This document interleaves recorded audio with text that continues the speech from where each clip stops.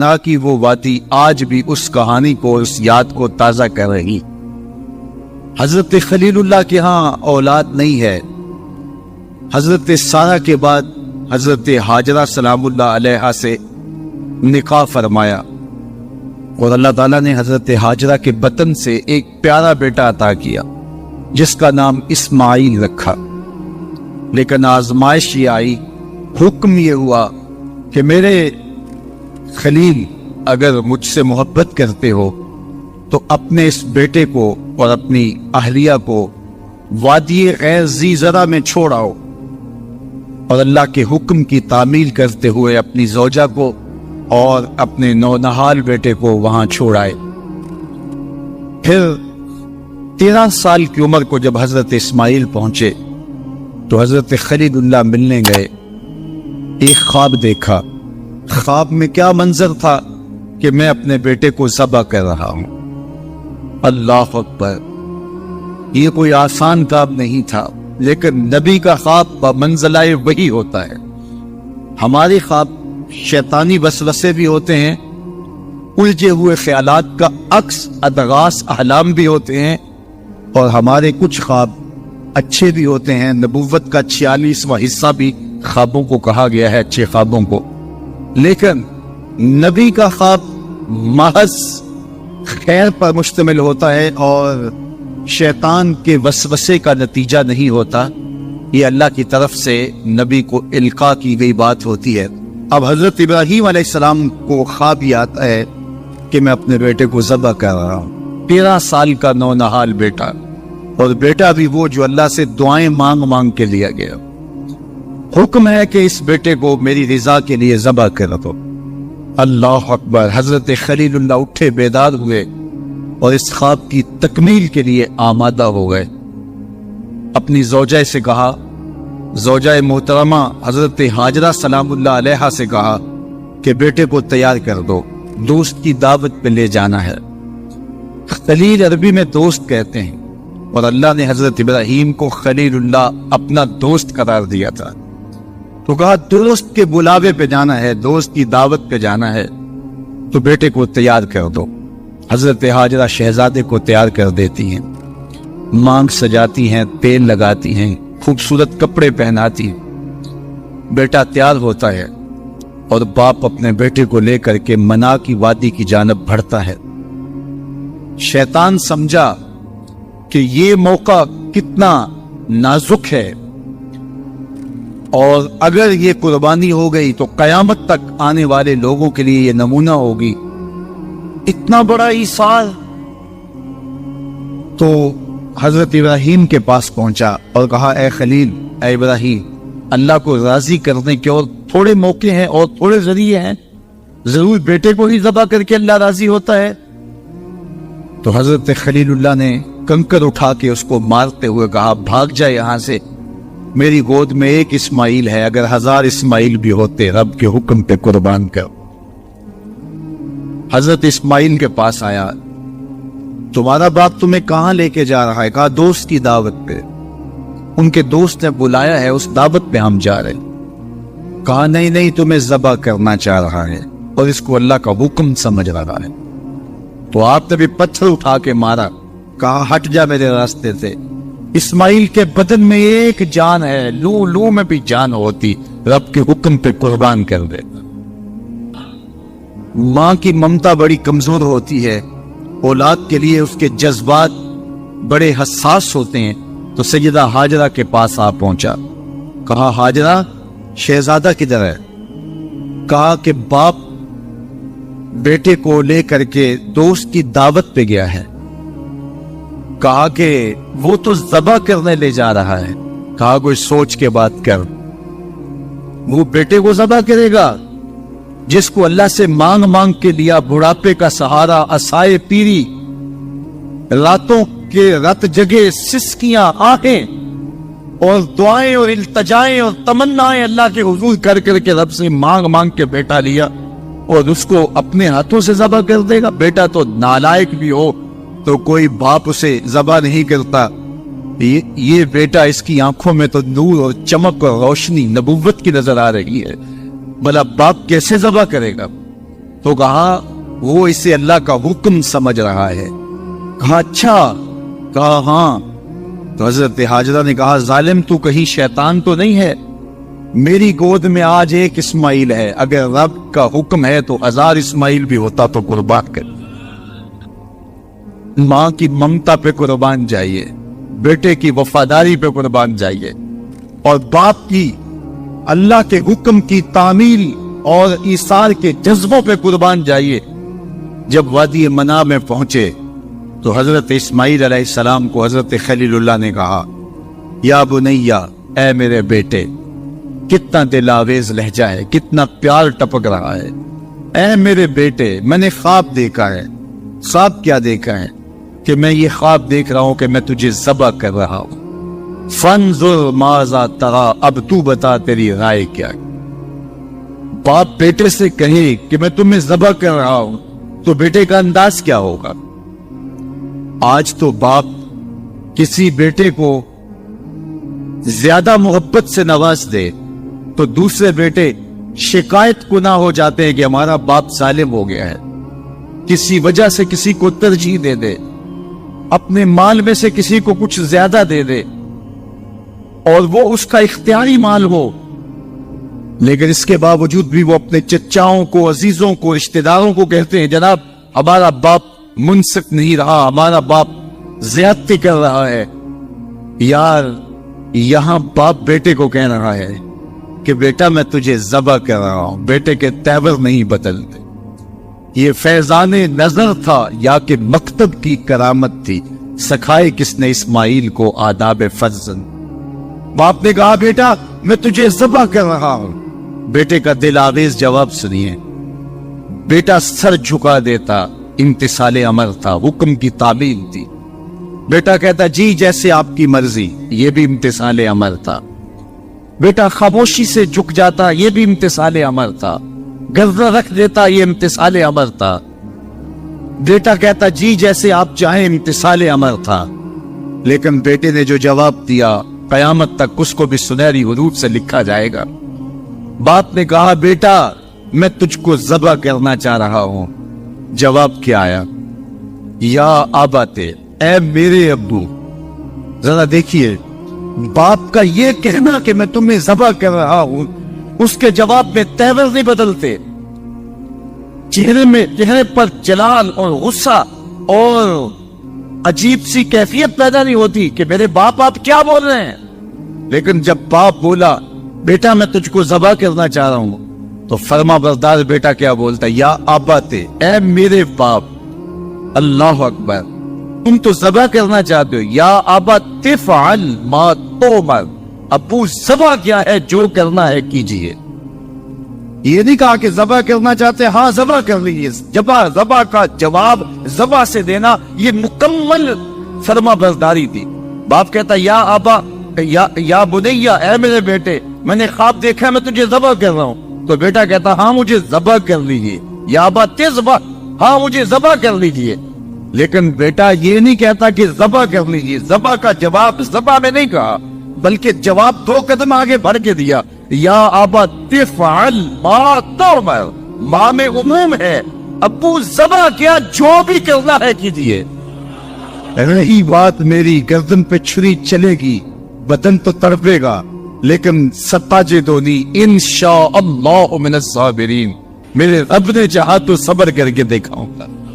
اگر رب کے حکم کی تعمیل میں نونہال بیٹے کی گردن پہ چھری رکھنے کا عزم اور اصرار کی یہ کہانی آپ رقم کرنے جا رہے ہیں تو آپ میرا منظر بھی دیکھیں گے کہ میں تڑپوں گا بھی نہیں. یا ابا تفعل ما تؤمر ستجدنی انشاءاللہ من الصابرین. آپ دیکھیں گے میں صبر کر کے دیکھاؤں گا. فلما اسلم وتلہ للجبین، قرآن بتاتا ہے جب دونوں راضی ہو گئے. کس بات پہ راضی ہو گئے؟ فلاں نمبر کی گاڑی خرید لیں، فلاں بنگلہ خرید لیں، فلاں فیکٹری خرید لیں. باپ اور بیٹے نے یہ طے کیا نہیں. باپ ذبح کرنے پہ راضی ہو گیا اور بیٹا ذبح ہونے پہ راضی ہو گیا. فلما اسلم، ایک تو ہمارا اسلام ہے، یہاں دیکھو ان کا اسلام. الاسلام گردن نہادن. اسلام کا معنی یہ ہے گردن رکھ دینا. اپنی مرضی چھوڑ دینا۔ فلما اسلما، جب دونوں نے گردنیں رکھ دی، دونوں نے وہ یہ طے کر لیا، باپ نے ذبح کرنے کا طے کر لیا، بیٹا نے ذبح ہونے کا طے کر لیا۔ وَتَلَّهُ لِلْجَبِينِ، اور باپ نے بیٹے کو پیشانی کے بل لٹایا۔ اس پر دو قول ہیں۔ تَلَّهُ لِلْجَبِينِ، پیشانی کے بل یوں لٹایا کہ الٹا لٹایا تاکہ پیچھے سے ذبح کریں، بیٹے کا من موہنا چہرہ سامنے نہ ہو، ذبح کرنے میں رکاوٹ نہ بن جائے۔ کوئی بیٹا معمولی تو نہیں، اس کی پیشانی میں نبوت کے اجالے چمک رہے۔ تو بیٹے کو لٹا دیا اور الٹا لٹایا۔ تَلَّهُ لِلْجَبِينِ، پیشانی کے بل لٹایا۔ لیکن مفسرین کی ایک جماعت نے کہا نہیں، الٹا نہیں لٹایا۔ تَلَّهُ لِلْجَبِينِ کا معنی کیا ہوا؟ جس طرح ہم آپ جانور کو ذبح کرتے ہیں تو اس کی گردن کو خم دے کے پیچھے زمین پہ لگا دیتے ہیں تاکہ اس کی رگیں تن جائیں اور گردن کھل جائے اور چھری پھیرنے میں آسانی ہو اور جلدی سے وہ رگیں کٹ جائیں۔ کہا کہ بیٹے کی ریشم جیسی نازک گردن کو موڑ کے پتھر پر پیشانی کو لگایا۔ اللہ اکبر! بیٹے کو رسیوں سے باندھا ہوا تھا اور اپنی آنکھوں پہ پٹی باندھی ہوئی تھی، اور یہ بیٹے نے کہا تھا ابو مجھے رسیوں میں جکڑ لے، شدت کی درد ہوگی، کہیں تڑپ نہ جاؤں، اور ایسا نہ ہو کہ رب کے حکم کی تعمیل میں آپ کو تاخیر نہ ہو۔ تو باپ نے اپنے ہاتھوں سے اپنے بیٹے کو جکڑا تھا، لیکن جوہی چھری پکڑ کے باپ بیٹے کو ذبح کرنے لگا، بیٹے نے آواز دی ابا جان رک جائیے۔ کیوں بیٹا، پروگرام تبدیل ہو گیا؟ کہا نہیں، یہ میری رسیاں اتار دیجیے۔ بیٹا کیوں اتاروں، خود تو کہا تھا مجھے رسیوں سے جکڑ لو۔ ابا جان میری رسیاں اتار دیجیے، کہیں کل کا مورخ یہ نہ لکھے باپ ذبح کرنا چاہتا تھا، بیٹا ہونا نہیں چاہتا تھا، باپ نے باندھ کے کیا۔ کھول دیجیے رسیاں، نہیں تڑپوں۔ اللہ اکبر! رسیاں کھول دی جاتی ہیں۔ کائنات نے ایسا منظر کبھی دیکھا نہیں تھا، چشم فلک نے ایسا نظارہ کبھی کیا نہیں تھا۔ منا کی وادی ہے، فولاد جیسے پگھلے ہوئے پہاڑ ہیں، آسمان سے فرشتے بھی جھک جھک کے حورے علمان اور رضوان جنت بھی دیکھ رہے ہیں۔ مالک قیامت آنے والی ہے۔ کہا فرشتوں تم نے کہا تھا انسان کو خلیفہ بنایا جا رہا ہے، یہ تو لڑائی کریں گے، سجدے تو ہم کریں گے، ذرا میرے بندے کی اس انوکھی ادا کو بھی تو دیکھ۔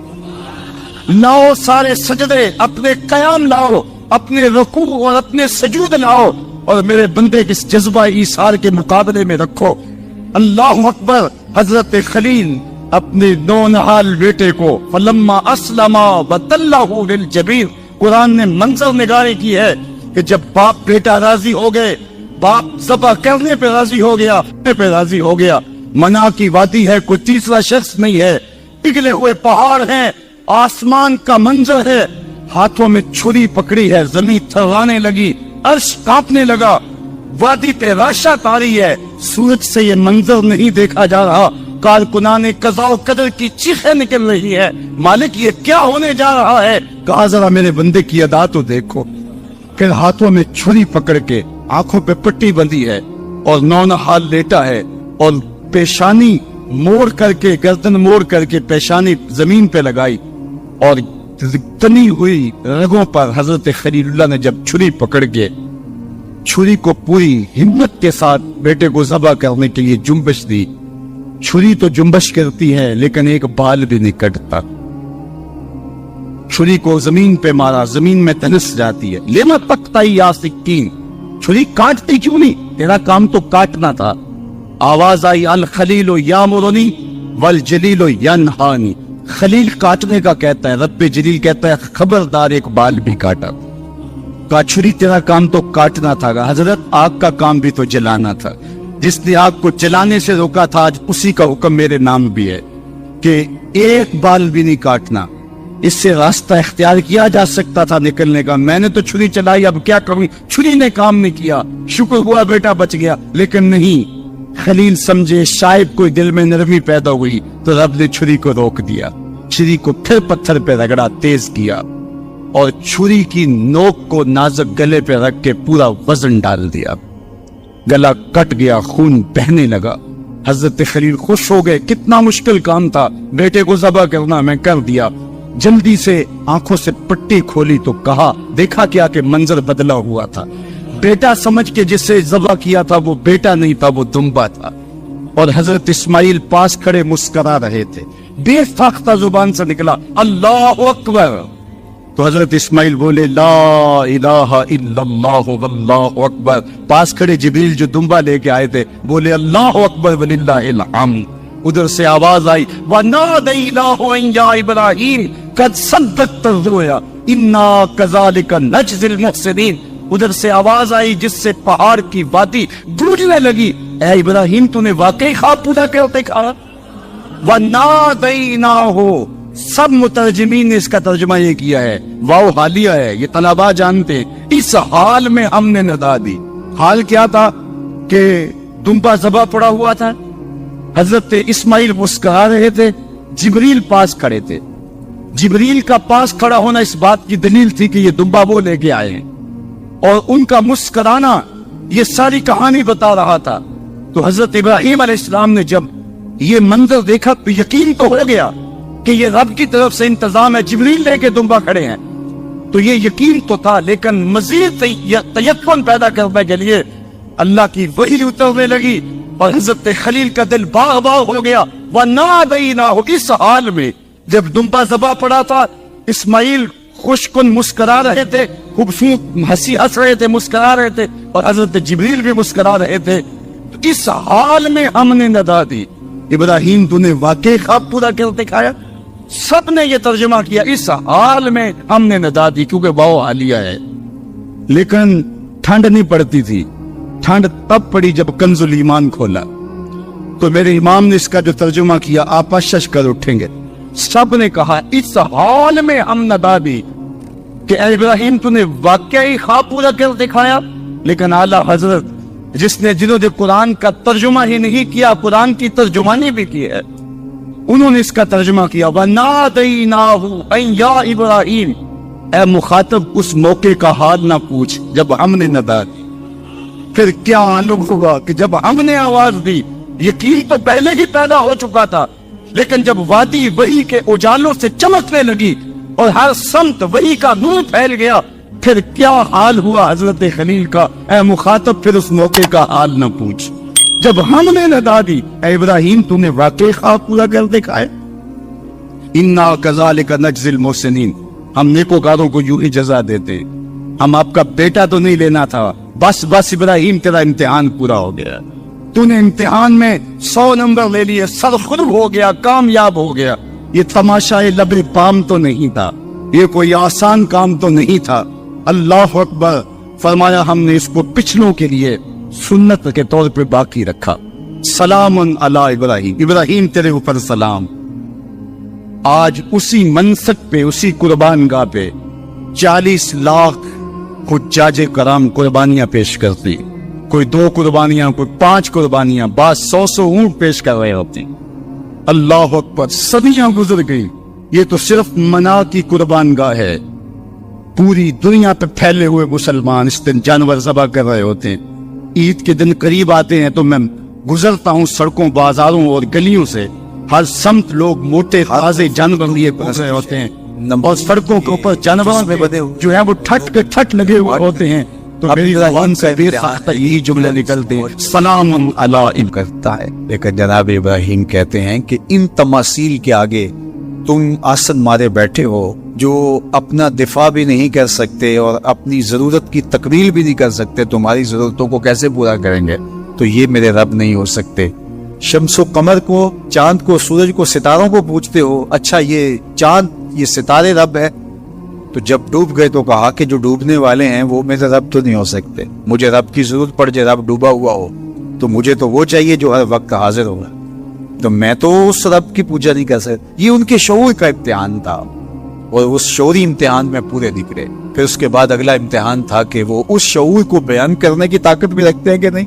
پھر بت کدا ٹوٹتا ہے, نمرود کا دربار سجتا ہے, اور وہاں جو خطبہ حضرت ابراہیم نے دیا زمانے نے سنا. جب کلہاڑا اس بڑے بت کے کندھے پہ رکھ دیا اور باقی سارے بتوں کا تیا پانچا کر کے رکھ دیا, جب وہ میلے سے واپس آئے تو ابراہیم بڑی بے نیازی سے بولتے ان کے بڑے نے کیا ہوگا, دیکھو اسلحہ تو اسی کے کندھے پر ہے. تو وہ کہنے لگے ابراہیم تو جانتا ہے یہ بولتے نہیں. اور حضرت ابراہیم یہی تو لانا چاہتے تھے.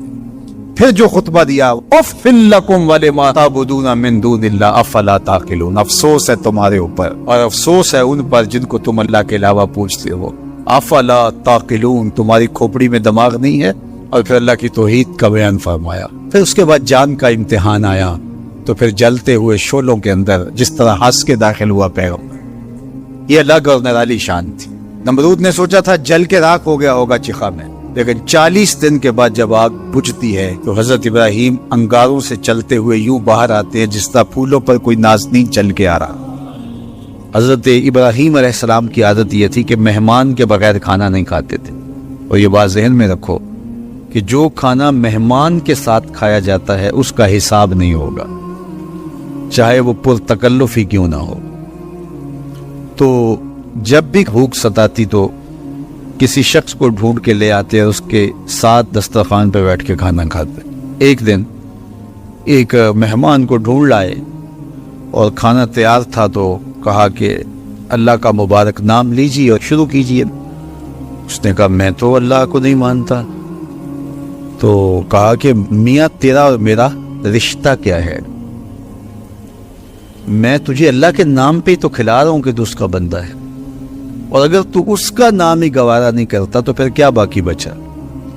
اس نے کہا روٹی کے چند لقموں کے لیے میں اپنے بت سے بے وفائی نہیں کر سکتا. میں بتوں کا پجاری ہوں اور مجھے بھوک بھی لگی ہے، لیکن میں اپنے بتوں سے بے وفائی نہیں کر سکتا. تو حضرت ابراہیم نے فرمایا تو اتنا غیرت مند ہے، اپنے بتوں کے ساتھ تیری یہ وفا ہے تو سن پھر میں بھی اللہ کے نام کے علاوہ تجھے ایک لقمہ نہیں دے سکتا. اس نے کہا کوئی بات نہیں، اٹھ کے چلا گیا. وہ چلا گیا تو جبریل آ گئے، رب کا سندیسہ دیا، ابراہیم تو نے میرا بندہ ناراض کر دیا. یا اللہ وہ تیرا بندہ تھا، تیرا نام لینا گوارا نہیں تھا. کہا ابراہیم اس کی عمر کتنی ہوگی؟ مالک 70-80 کے بیٹے میں ہوگا. تو کہا اتنا عرصہ ہو گیا نا کہ میں اس کو دے رہا ہوں، تم ایک دن نہیں کھلا سکے. اب ابراہیم علیہ السلام ان کو ڈھونڈ رہا، وہ پہاڑ چڑھ رہا تھا تو آواز دی میاں آ جاؤ کھانا ٹھنڈا ہو رہا ہے. اس نے کہا آ جاؤں گا لیکن تمہارے رب کا نام نہیں لوں گا. کہا نہ لینا، آ جاؤ. آیا دسترخوان پہ بیٹھا، کھانا شروع ہوا تو کہنے لگا کہ پہلے تو بڑے غصے میں تھے، جلال میں تھے کہ رب کا نام نہیں لوگے تو کھانا نہیں دوں گا، ایک دم تبدیلی کیسے آ گئی؟ کہا اسی رب کا سندیسہ آیا ہے کہ مجھے بھی تو اتنا عرصہ ہوا کہ دے رہا ہوں، تم ایک دن نہیں دے سکے. تو اس نے کہا تیرا رب اتنا مہربان ہے تو مجھے بھی اس اپنے رب کا غلام بنا لے. تو جو اسے مانتا ہے اسے بھی دیتا ہے، جو نہیں مانتا تو یہ نہیں دھوکہ کھانا چاہیے کہ فلاں کے پاس رزق کتنا ہے اس لیے وہ اللہ کا مقبول ہے، فلاں تخت حکومت میں بیٹھا ہے اللہ کا مقبول ہے. یہ کوئی دلیل نہیں. کتنے لوگ ہیں جو اس کے منکر ہیں، اس کے وجود کے منکر ہیں، لیکن اس کے باوجود ان کو اتنا عطا کرتا ہے. بلکہ فرمایا اگر تمہارا مجھے لحاظ نہ ہو تو کافروں کے گھروں کی سیڑھیاں بھی سونے اور چاندی کی، چونکہ ان کو سب کچھ دنیا پہ دے دیا جائے گا، آخرت میں ان کا کوئی حصہ نہیں. لیکن مسلمان کہیں گے ہم تو پھر مار ہی دیے گئے. تو تمہاری دل جوئی مقصود ہے، تمہارا لحاظ ہے، ورنہ ہم ان کو اتنا دیں کہ ان کے گھروں کی سیڑھیاں بھی سونے اور چاندی کی ہوں. یہ فرعون جو تھا جس نے خدائی کا دعویٰ کیا، بلکہ کہا آنا ربکم الاعلی، میں تمہارا بڑا رب ہوں، اور اپنی پرستش کرواتا تھا. ساری زندگی کوئی بیماری تو دور کی بات ہے، اس کے سر میں درد بھی نہیں ہوا تھا. رزق اللہ اسے بھی دیتا ہے جس سے وہ پیار کرتا ہے، اسے بھی دیتا ہے جس سے وہ پیار نہیں کرتا. وہ صرف رب المومنین نہیں ہے، وہ رب العالمین ہے. صرف مومنوں کا رب نہیں ہے، وہ تمام جہانوں کا رب ہے. لیکن دین صرف اسے دیتا ہے جس سے وہ پیار کرتا ہے، جس سے وہ محبت کرتا ہے. یہ بات ذہن میں رکھیے گا کہ اللہ کی محبت کی دلیل یہ ہے کہ آپ کو دین دے دیا گیا. جو لوگ بیچارے مزدوری بھی کرتے ہیں، کام کاج بھی کرتے ہیں، ان کے لیے کتنی مشقت ہے کہ جسم کا پانی بھی خشک ہو جاتا ہے اور وہ اس کے باوجود بھی روزے سے اٹھتے ہیں. شوگر کے مریض ہیں، ان کے لیے 5-6 گھنٹے بھوک سے کاٹنے مشکل ہوتے ہیں، اور وہ جو ہے وہ 18-20 گھنٹے جو ہے وہ بھوک میں کاٹ رہے ہوتے ہیں، اور پھر جو ان کا حال ہوتا ہے وہ انہیں پتہ ہوتا ہے. اسی طرح مختلف بیماریوں اور مختلف امراض میں مبتلا لوگ، صحت مند شخص بھی اتنی شدید گرمی میں اتنی بھوک اور پیاس کاٹتا ہے تو یہ کام ہے. تو یہ کیوں کیا جاتا ہے, اس کا مقصد کیا ہے؟ وہ مقصد کوئی مخفی مقصد نہیں ہے, کوئی پوشیدہ مقصد نہیں ہے جو معلوم نہ ہو. وہ قرآن نے بیان کر دیا, اور وہ کیا ہے؟ تقوی. تو تمہیں روزہ اس لیے دیا گیا ہے تاکہ تم بھوک پیاس کاٹنے کے بعد اس نتیجے میں پہنچو کہ تمہیں اتقاء کی دولت نصیب ہو.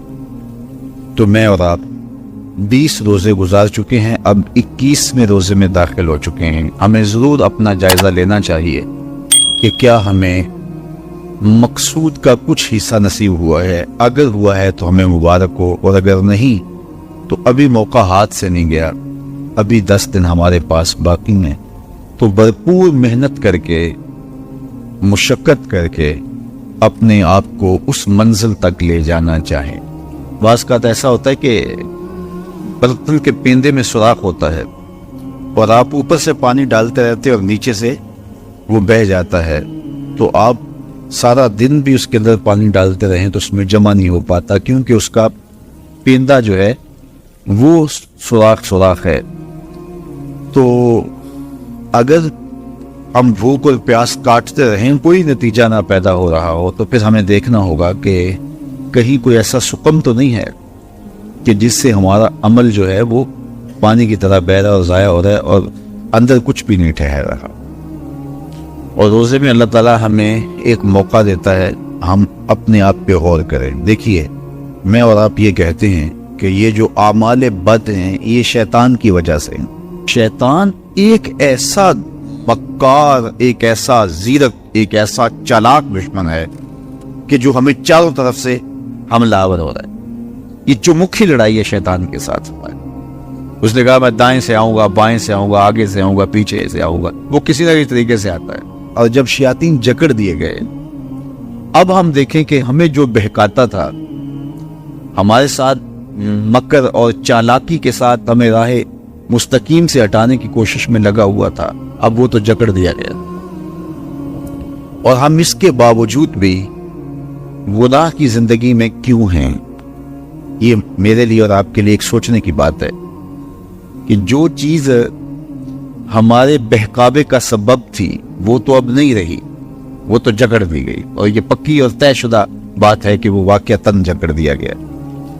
اب ہم اس کے باوجود کیوں گناہوں بری زندگی بسر کرتے ہیں؟ تو ایک ہمارے لیے یہ سوچنے کا موقع ہے, کیا شیطان کی مسلسل صحبت کے نتیجے میں کہیں ہم خود ہی شیطان سے تو نہیں ہو گئے کہ شیطان بند بھی گیا ہے, اور اس کے باوجود اگر ہم کسی کو دکھ دے رہے ہیں, اس کے باوجود ہم کسی کی غیبت کر رہے ہیں, اس کے باوجود ہم کسی پہ ظلم کر رہے ہیں, اس کے باوجود اگر ہم رزق حلال کی بجائے رزق حرام اکٹھا کر رہے ہیں, تو پھر ہمیں دیکھنا ہوگا کہ کہیں ایسا تو نہیں ہے کہ شیطان کی مسلسل صحبت کی وجہ سے اس کی صفتیں ہمارے اندر تو پیدا نہیں ہوگی, اس نے ہمیں اپنے رنگ کے اندر رنگ تو نہیں دیا. شیطان کی وجہ سے ہم اتنے شیطان وصف ہو گئے, شیطان صفت بن گئے کہ شیطان رخصت بھی ہو چکا, جکڑا بھی گیا, لیکن اپنی عادتیں, اپنے اوصاف, اپنا رنگ ہمارے اوپر چڑھا گیا. ہم جہاں تھے اور وہیں کے وہیں کھڑے ہیں, اور ماہ سیام ہر سال آتا ہے اور گزر جاتا ہے, اور ہم جہاں ہوتے ہیں پھر وہیں کے وہیں ہوتے ہیں. بہت سارے لوگ جو ہیں وہ تو 5 گانہ نماز بھی پڑھنے لگ جاتے ہیں, لیکن رمضان المبارک کے بعد عید کے دن بھی فجر کی نماز چھوڑ دیتے ہیں, اور پھر اس کے بعد نمازوں کا تسلسل. تو اس کی مثال بیان فرمائی اس خاتون کی طرح جو سارا دن سوت کاٹتی تھی اور شام کو اپنے ہاتھ سے اس کاتے ہوئے سوت کو توڑ دیتی تھی. تو قرآن نے کہا تم اس عورت کی طرح نہ ہو جاؤ جو اپنے ہاتھ سے کاٹتی ہے اور پھر شام کو اس کو توڑ کے ریزہ ریزہ کر دیتی ہے. تو جو بھی نصیب ہو, تھوڑا نصیب ہو, لیکن اگر پیندے میں سوراخ نہیں ہے تو ایک ایک قطرہ بھی روز پڑے گا تو ایک دن برتن بھر جائے گا.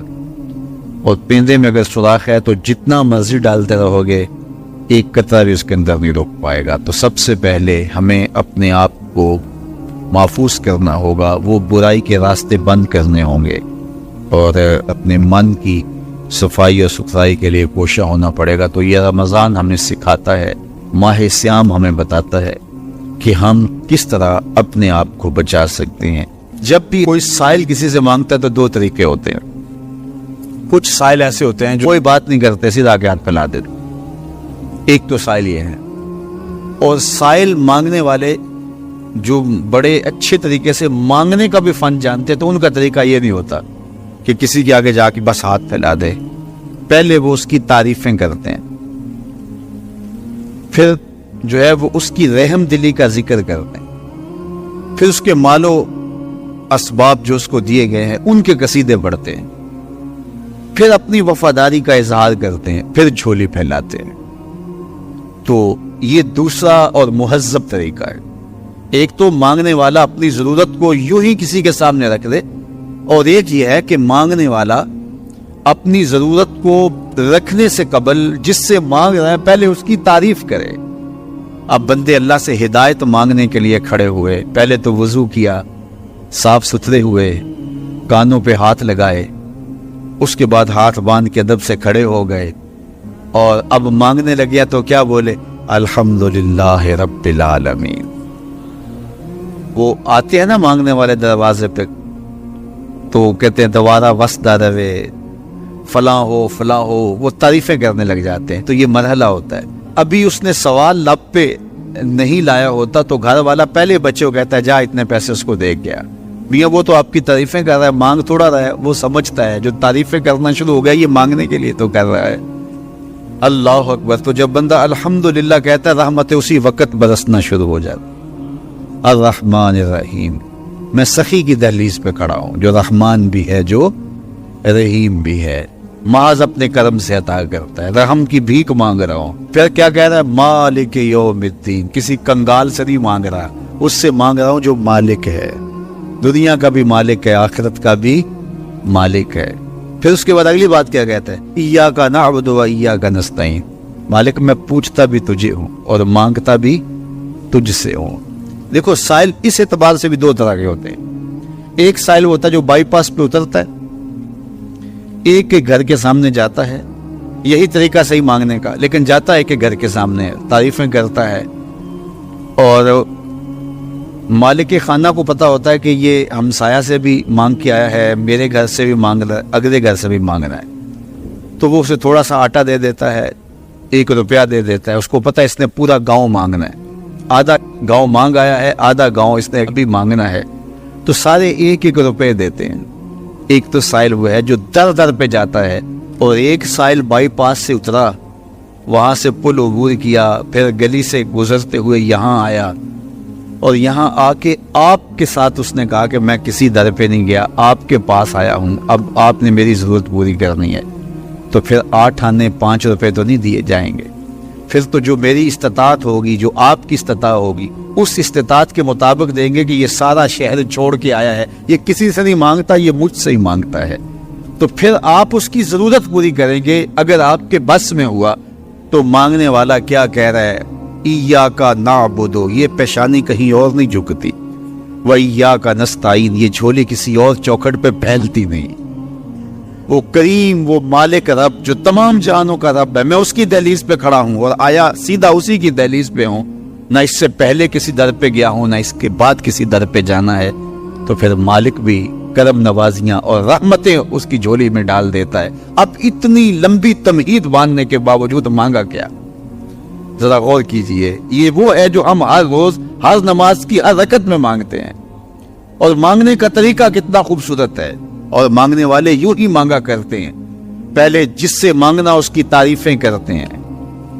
آپ نے مانگنے والوں کو دیکھا جو سلیقے سے مانگتے ہیں، تیرے بچے وسدے رہیں، تیری جد آباد رہے، تیرا خاندان آباد رہے، وہ مانگتے ہیں، اس طرح پہلے تعریفیں کرتے ہیں، پھر کہتے ہیں تیری فیکٹریاں چلتی رہیں، تیرے جو ہے تیری جائیداد بڑھتی رہے، تو وہ اس کے خزانوں کا ذکر کرتے ہیں، اور پھر کہتے ہیں کہ یہ فقیر نہ مانا تیری چوکھٹ پہ آیا ہے، اس کی ضرورتیں تو پوری کر دے۔ اب بندہ بھی اللہ کے حضور جب حاضر ہوتا ہے تو مانگنے کا سلیقہ کیا ہے؟ سب سے پہلے کہتا ہے الحمدللہ رب العالمین، میں کسی کنگال کی چوکھٹ پہ نہیں آیا، تمام جہانوں کے پالن ہار کی چوکھٹ پہ آیا ہوں۔ اسی کی تعریفیں اختیاری بھی غیر اختیاری بھی، واسطے کے ساتھ بھی بلا واسطے کے ساتھ بھی، اسی کی خوبی ہیں، سارے اسی کے کمال ہیں، وصف سارے اسی کے ہیں، پھر اس کے بعد کہتا ہے رحمان الرحیم، وہ رحمان بھی ہے وہ رحیم بھی ہے۔ پھر اس کے بعد کہتا ہے مالک یوم الدین، وہ دنیا کا ہی مالک نہیں، آخرت کا بھی مالک ہے، یوم حساب کا بھی مالک ہے۔ پھر اس کے بعد اپنی وفاداری جتلاتے ہوئے کہتا ہے ایاک نعبد و ایاک نستعین، مالک سارا جہاں بس رہا ہے، میں نے کسی سے نہیں مانگا، میں نے جھولی تیری چوکھٹ پہ پھیلائی ہے، میری پیشانی تیرے حضور جھکتی ہے، یہ پیشانی کسی اور کے حضور کبھی نہیں جھکی نہ جھکے گی۔ یہ سب عرض کرنے کے بعد پھر مانگتا کیا؟ اہدنا الصراط المستقیم، مالک مجھے سیدھی راہ پہ چلا دے، میں تیرے حضور آیا ہوں، مجھے ہدایت کا نور عطا کر دے۔ انشاءاللہ یہ ہدایت کیا ہے اور ہدایت کی قسمیں کیا ہیں، اور پھر اس دعا کا جواب اللہ کی طرف سے کیا آتا ہے، اور بندے پہ کتنی کرم نوازیاں ہوتی ہیں، انشاءاللہ یہ مضمون کل ہوگا۔ اللہ مجھے آپ کو اپنی رحمتوں کے سائے میں رکھے۔ کسی شخص نے کہا کہ میں یہاں پنڈی بائی پاس پہ جانا ہے، تو میں نے کہا کہ یہاں مرکز سے باہر نکلو تو سیدھے ہاتھ ہو جانا، وہاں آگے مین روڈ آ جائے گا تو اس سے دائیں ہو جانا، کچھ فاصلہ کاٹو گے تو آگے بائی پاس ہوگا۔ تو یہ ہے ارات الطریق، راستہ دکھلانا، اس کی رہنمائی کرنا۔ تو ہدایت کا ایک معنی یہ ہے رہنمائی، لیکن وضو کر کے قبلہ رو کھڑا ہو کے ہاتھ باندھ کے جب کوئی کہہ رہا ہے کہ اہدنا الصراط المستقیم، تو اس کا مفہوم ارات الطریق نہیں ہوگا، چونکہ وہ راہ دیکھ چکا ہے تو تبھی یہاں تک پہنچا ہے۔ اب اس کا دوسرا معنی ہوگا ایصال الی المطلوب، مطلوب تک پہنچنا۔ اور وہ کیسے ہے کہ کسی نے کہا کہ میں نے بائی پاس پہ جانا ہے اور آگے میں نے شہر کی طرف جانا ہے، تو میں نے اس کو کہا یہاں سے نکلو، دائیں ہو جاؤ، پھر جو ہے وہ پھر دائیں ہو جانا، پھر بائیں جانب کی ڈائریکشن لینا، پھر آگے چلے جانا تو شہر آ جائے گا۔ تو اس کو تھوڑا سا فرق لگ گیا، تو وہ شہر جانے کی بجائے وہ گجرا والا کینٹ پہنچ جائے گا۔ ارات الطریق میں بھٹکنے کے امکان موجود ہے، اور اگر کوئی راستے میں بھٹکانے والا کھڑا بھی ہو، ٹریفک پولیس کا وارڈن راستے میں کھڑا ہو اور اس نے وردی وہی پہنی ہوئی ہو، تو وہ کہے کہ نہیں تم ادھر جاؤ، تو گو میں نے راستہ دکھا دیا، لیکن وہ شخص اس شخص سے دھوکہ کھا جائے گا کہ یار یہ ٹریفک پولیس کی وردی میں ہے تو یہ تو غلط نہیں بتا رہا، تو وہ اس کو کسی اور سمت گھما کے پہنچا دے گا۔ اب راستہ اگر صرف دکھلانا ہی منزل تک پہنچنے کی ضمانت ہوتا تو لوگ راستے سے بھٹکتے نہ، کیونکہ راستے میں ایک جعلی وردی پہنے کھڑا ہے جو لوگوں کے راستے خراب کرتا ہے، اور اس نے اللہ کی حضور، اللہ کی عزت کی قسم کر کے کہا تھا لَأَقْعُدَنَّ عَلَىٰ صِرَاطِكَ الْمُسْتَقِيمِ، مالک تیری طرف جو سیدھی راہ جاتی ہے میں اس راستے پہ کھڑا ہو جاؤں گا اور تیرے بندوں کو تیرے تک نہیں پہنچنے دوں گا، دائیں بائیں بھٹکا دوں گا۔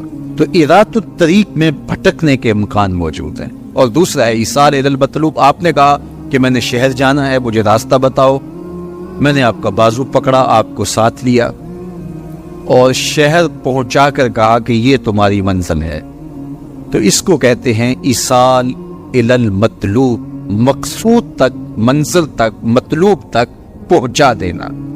تو اہدنا الصراط المستقیم میں بندہ اللہ سے منزل تک پہنچنے کا مطالبہ کرتا ہے، راستہ دیکھ چکا ہے لیکن پھر بھی کہتا ہے مالک میں چلوں گا تو شیطان راستے میں کھڑا ہے، میری راہ مار دے گا، تو کرم کر، دستے کرم بڑھا اور مجھے منزل تک پہنچا دے۔ اور جب وہ دستے کرم اور رحمت بھرا ہاتھ دیتا ہے تو پھر منزل تک پہنچنے میں دیر نہیں لگتی۔ آج خود کوئی جتنا مرضی سفر کرے منزل نصیب نہیں ہو سکتی جب تک اس کی کرم نوازی نہ ہو۔ بہلول دانا دریائے دجلہ کے کنارے پہ گھوم رہا تھا کہ ہارون الرشید نے کہا کہ اس کو میرے تک پہنچایا جائے، تو اوپر والوں نے کمند نیچے پھینکی اور نیچے والے خدام نے اس کو پکڑ کے اس کمند میں بٹھایا اور ان اوپر والوں نے اوپر کھینچ لیا، تو 2 لمحوں کے بعد محل کی چھت پر بادشاہ کے سامنے تھا۔ تو بہلول کو ہارون الرشید نے پوچھا بہلول بتاؤ خدا تک کیسے پہنچے ہو؟ تو بہلول نے مسکرا کے کہا بادشاہ جیسے آپ تک پہنچو. کہا بات سمجھ نہیں آئی. کہا میں خود آنا چاہتا تو کئی واسطوں سے گزر کے دیوان خانے میں پہنچتا، پھر درخواست جمع کرواتا، اور پھر آپ تک کئی واسطوں سے وہ درخواست پہنچتی، پھر آپ وقت دیتے. جو وقت آپ نے دیا ہوتا، ہو سکتا ہے آپ کے کوئی شاہی مہمان آ جائیں اور کسی ملک کا کوئی سفیر آ جائے اسی تاریخ کو، تو میری ملاقات منسوخ ہو جاتی. میں چاہتا تو مہینے سال لگ جاتے، ملاقات ہوتی نہ ہوتی، اور جب آپ نے چاہا ہے تو 2 گھڑیاں بھی نہیں لگی. تو کہا کہ ارات الطریق نہیں، راستہ تو دیکھا ہوا ہے، سجھائی دے رہا ہے، لیکن کہیں شیطان راستے میں ہماری راہ نہ مار دے، ہم خود تھک کے نہ بیٹھ جائیں اور راستے کی پیچیدگیاں ہمیں کہیں کسی اور سمت نہ لے جائیں، تو مالک کرم فرما، دستے کرم بڑھا اور ہمیں منزل تک پہنچا دے. تو جب یوں سوال کیا تو جواب کیا آیا؟ صراط الذین انعمت علیہم. تو یہ سائل کے سوال کے اندر ہی جواب ہے. فوراً اس کے لبوں پہ یہ سوال جاری کر دیا گیا جس میں جواب ہے مالک ان لوگوں کے راستے پہ چلا جن پر تیرا انعام ہوا. اور اللہ کا انعام کن پر ہوا؟ انبیاء پر، صدیقین پر، شہداء پر اور صالحین پر. اس طبقے پر اللہ تعالیٰ کا انعام اور اس کی کرم نوازیاں نازل. تو کہا اگر تم میرے تک پہنچنا چاہتے ہو تو انبیاء کے راستے پہ چلو، صدیقین کی راہوں پہ چلو، صالحین اور شہداء کے راستے پہ چلو، تمہیں منزل نصیب ہو. یہ وہ خوش نصیب لوگ ہیں جو میرے تک پہنچے ہوئے ہیں، اور جب تم ان تک پہنچ جاؤ گے جو خدا رسیدہ ہیں تو تم بھی منزل تک پہنچ جاؤ. علماء کے مابین اس بات میں اختلاف ہے کہ مکہ المکرمہ افضل ہے یا مدینہ الرسول افضل ہے صلی اللہ علیہ وسلم. ایک علمی اختلاف ہے. بعض نے کہا مکہ افضل ہے، دلائل دیے، بڑا وزن ہے دلائل میں. بعض نے کہا مدینہ المنورہ افضل ہے، دلائل دیے، بڑا زور ہے دلائل. جو مدینہ المنورہ کی عظمت کے قائل ہیں، افضل ہونے کے قائل ہیں، وہ مکہ المکرمہ کی عظمت کے منکر نہیں ہیں. جو مکہ المکرمہ کے افضل ہونے کے قائل ہے وہ مدینہ المنورہ کی عظمت کے منکر نہیں ہیں. یہ علمی اختلاف ہے، دلائل ہے دونوں جانب. بعض نے کہا مکہ شریف افضل، بعض نے کہا مدینہ شریف افضل. شیخ عبدالحق محدث دہلوی نے ایک تیسرا مسلک پیش کیا، وَأَنْتَ حِلٌّ بِهَذَا الْبَلَدِ سے روشنی لے کر کے.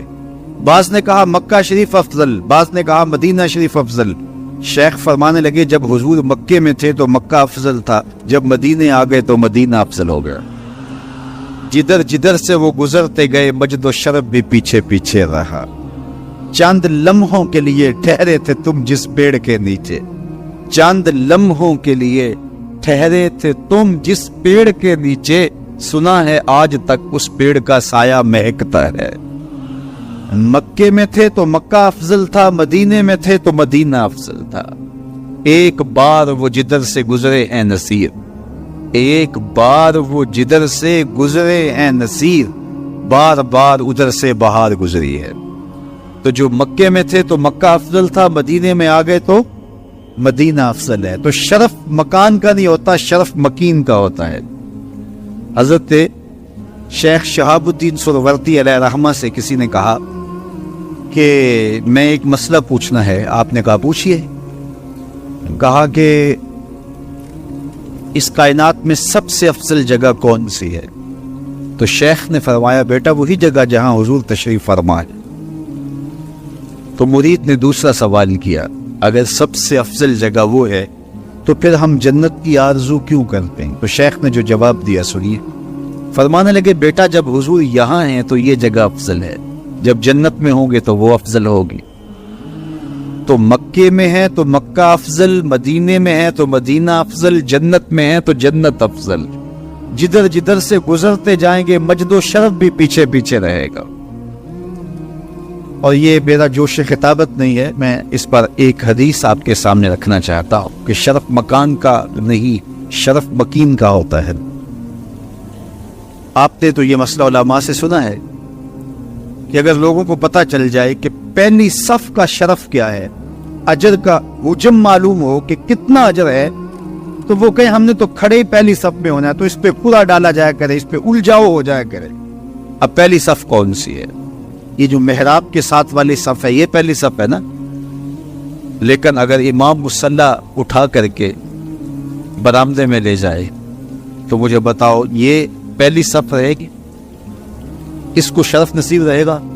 شرف برآمدے کی صف میں چلا جائے اور امام وہاں سے بھی مصلی اٹھا کے صحن میں چلا جائے تو بتاؤ برآمدے کی صف کو صف اول کا شرف نصیب رہے گا؟ تو یار صدیاں گزرنے کے بعد میرے جیسا امام مصلی یہاں رکھے تو شرف یہاں ہو، مصلی وہاں رکھے تو شرف وہاں ہو، مصلی برآمدے میں ڈال لے تو شرف